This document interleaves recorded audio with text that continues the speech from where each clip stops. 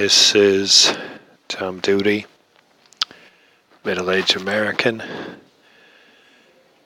living in New Jersey, near the Lincoln Tunnel. If you were to visit my website, you would type Howdy Doody into Google. You'll find the correct spelling of the famous puppet. You then combine Tom Doody in a Google search for my site. Heroin. Stop the silence. Speak the truth. Start the conversation. By Patricia Byrne. Marc Alberts, our little brother. A boy from my old neighborhood died this week. He was no longer a boy, he was 26. But to me, he was still one of the kids. They ran around in the summer as a pack. You could tell where they were by looking for their pile of bikes. Scenes from those days of innocence kept flashing through my head. When they went from one house to another, rode bikes to the playground or to the store. Images of boyhood, youth. Now he's gone. Heroin stole him.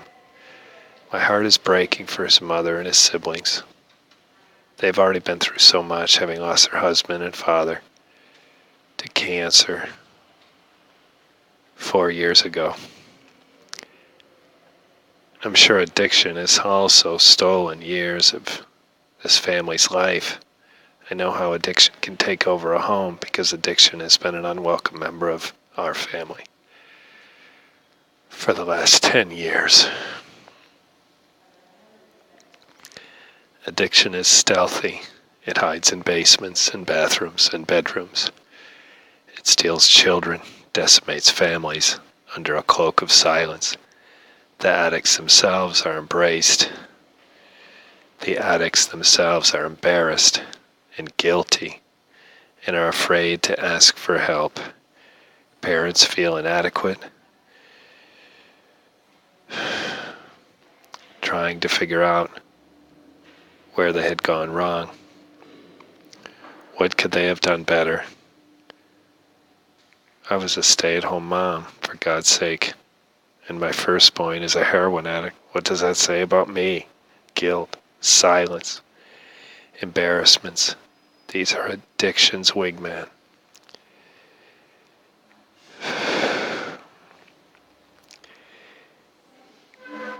Giving it the wind needed to kill our kids. Gaining strength and whispers. At book clubs, coffee shops. He's an addict, you know. It's time to stop the silence. It's time to speak the truth. My son is a heroin addict. I want to wear a t-shirt, a hat, a pin, something. I want a suffering family member, addict, to see me in a grocery store, be able to walk up and say, "Me too."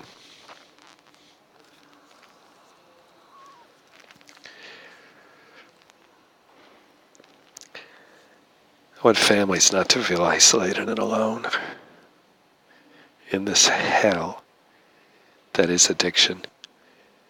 It is everywhere, and we're hiding it because we feel guilty and ashamed. I have seen it in people's eyes in the past that they knew my son was an addict, but they also didn't know I knew.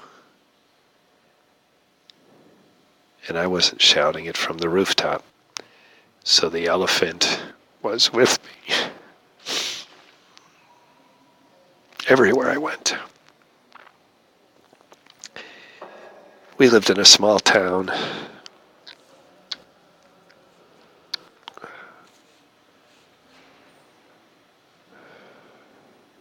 I was sure everyone knew. I was sure my son's name was whispered when I wasn't there, yet I stayed silent. My son is in recovery. He's been clean and sober for 16 months. It's a miracle he's alive. That miracle cost us a small fortune. True recovery is not cheap. And it is not easy. It is not 5 days of detox. Have a nice day. It's not 30 days stint in rehab. Have a nice life. It's a slow, slogging, exhausting, crawl out of the mud, nasty pit addiction that digs under you. My son spent 30 days, full inpatient, 60 more days at the same hospital in step-down program, and then 5 months in transitional housing and treatment. He moved to a sober house where he's been for 8 months. None of this was easy for him. He dug deep and worked hard. He would not have been able to do this without the support he had along the way. He recognized that he will need support for a very long time, if not forever. He's beginning to see light in the future, but it certainly didn't happen during the first 30 days, or even the next 90.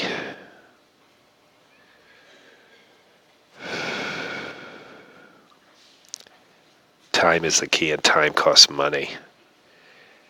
We spent a huge chunk of our life savings to buy him the time he needed. It was a scary gamble for us, but we chose to bet on our son. We're grateful and thankful he chose to double down on our bet. And all he was worth. We were lucky. We had the ability to throw those dice. A huge percentage of addicts don't have anyone, or they burnt out the people they used to have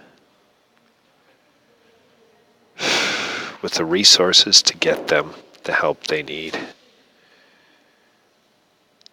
My son had Anthem, Blue Cross Blue Shield, PPO plan, listed addiction recovery as something they cover, and listed detox, hospitalization as something they cover. I have in my possession level that states the diagnosis is heroin addiction and can be treated outpatient, detox denied, inpatient rehab denied. Anthem's medical plan did not pay one dime of the treatment costs. Recently, my son accompanied someone who asked for help to the ER. He had relapsed and wanted to get into detox. There was not a single bed in any detox facility in the state for any price. He had to wait almost a week for a bed to open up. In that week, this young man stayed safe by staying on a couch in my son's sober living house and not spending 1 minute alone. Kicking addiction takes a village.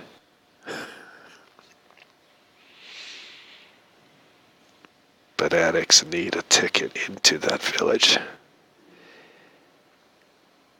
And they are few and far between. Very, very costly.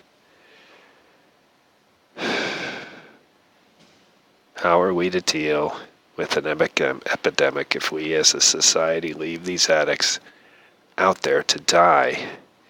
We all pay the price of the epidemic. Banks, gas stations, convenience stores are being robbed at gunpoint. Home invasions, car break-ins, shoplifting, and credit card fraud. All ways the addicts are feeding their habit. For the families of addicts, we get to go looking for stolen possessions. Sisters' jewelry, brothers' amp at pawn shops. We reach to pay for something only to find our money is gone. Let's not forget the children of addicts. They pay the highest price. The news tells us to worry about terrorists and Ebola. whatever else we think will increase their ratings.